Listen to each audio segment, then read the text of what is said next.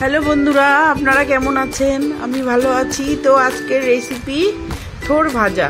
কলার যে ভেতরের যে অংশটা, সেই থোরগুলো কুচিয়ে নিয়েছি প্রথমে, তারপর নুন হলুদ দিয়ে একটু ভেতরের রসটা বের করে তারপরে এটা সাদা ফ্রাই প্যান বসিয়ে দিয়ে সাদা তেল দিয়ে একটু প্রথমে ভেজে নিতে হয়।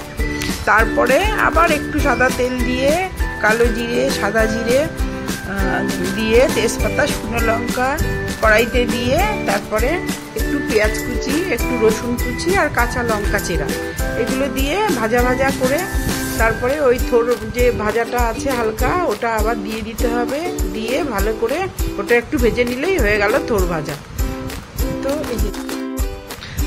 এইবারে থোরটা পেঁয়াজটা যে একটু ভাজা হবে, তারপরে থোরটা দিয়ে আর একটু ভেজে নিয়ে তারপরে নামানোর সময় একটু ধনেপাতা কুচি আর একটু মিষ্টি দিয়ে দিতে হবে। তো এইভাবে বন্ধুরা থোর ভাজা বাড়িতে বানিয়ে খেয়ে দেখবেন, গরম ভাতে।